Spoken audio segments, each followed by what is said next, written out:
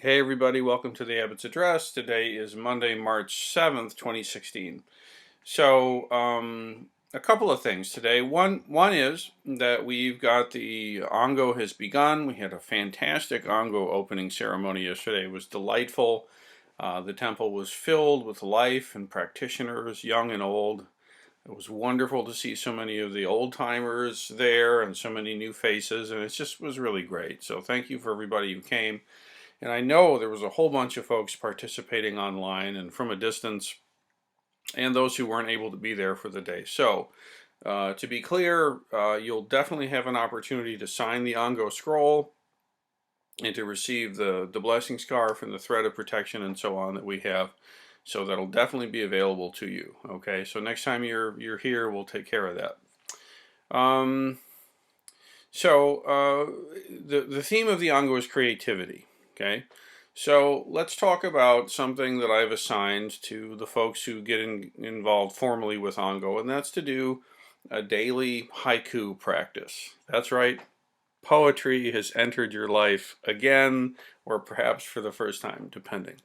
Or maybe you're into poetry anyway and it's part of your life anyhow. Good for you. That's fantastic.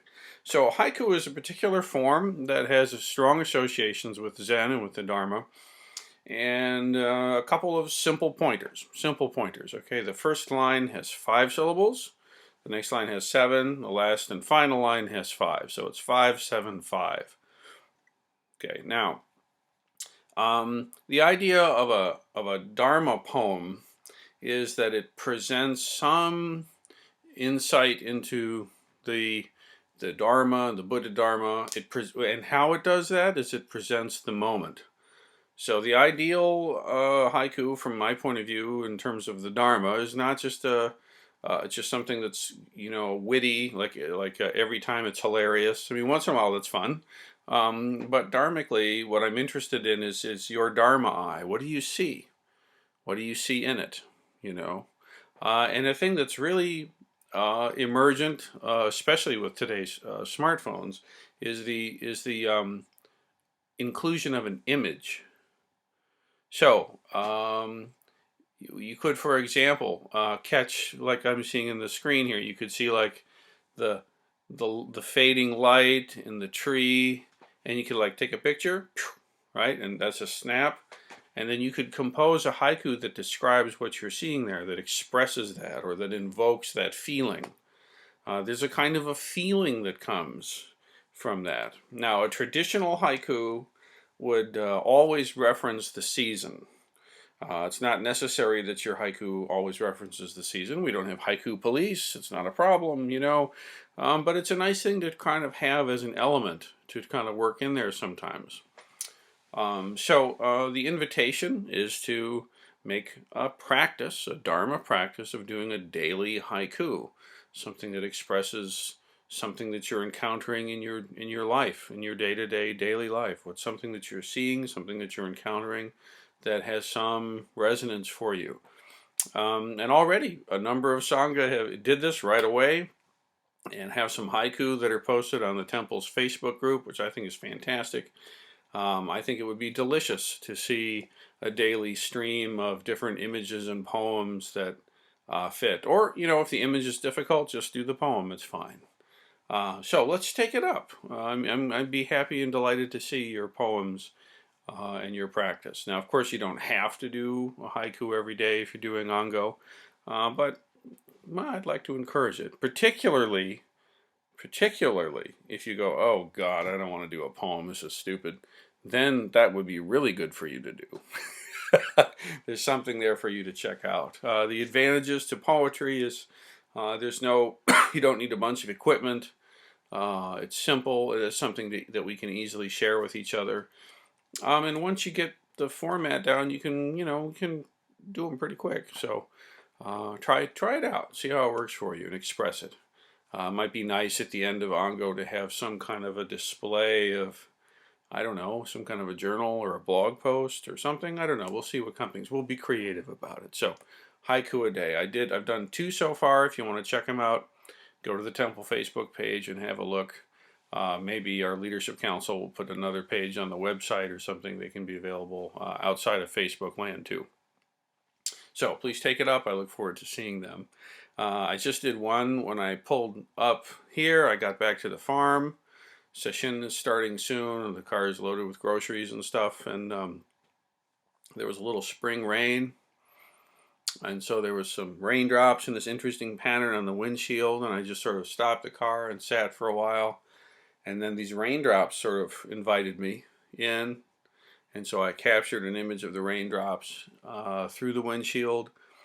And then I forget exactly what I said, but something like, I think it was spring raindrops gather. Yeah, spring raindrops gather. I think spring raindrops gather. That's 5. I can count. On the car's dirty windshield. That's 7. Yesterday's snow with a question mark. Gone. And so to me, that expresses something of what I was invited into, something I encountered. There's a little reference to the season, and it's pointing out the dharmic teaching of impermanence. So something like that. Okay, so I look forward to seeing yours.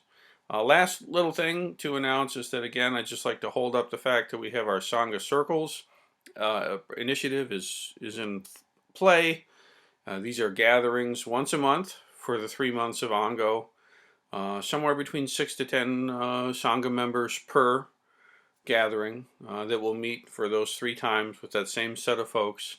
And we're going to be taking up as the topic the Sangha Covenant, which we recite at every liturgy right before the Teisho. We affirm the Sangha Covenant, our relationship to each other in the lineage, and express our gratitude and our code of conduct and so on. So it's going to be a focused time to share your insight and experience and questions and what have you about the Sangha Covenant over the course of the 3 months. It's going to be cut up into 3 sections. I'll provide some commentary for reflection, and it's going to be awesome. So please get involved in this. There's also going to be a virtual Sangha circle for the far-flung, those that are not local. There'll be links to connect to on the temple website and the temple Facebook group, so please check it out. What you'll see there is a list of different times and areas. So some families, household rather, can do, say, I don't know, the second Tuesday at 6 p.m. or whatever it is. And pick a time in a region that works for you, a location, and then we'll get these things organized. Thank you, everybody. Session starts tonight. Our first long, week-long session. That's just flat session. And boy, am I ready for it and looking forward to it. No service this Wednesday at the temple because we'll be at session here at the farm. Thank you, everybody. May your practice be strong. Oh, and also, I'd be remiss not to hold this up. May your practice be strong.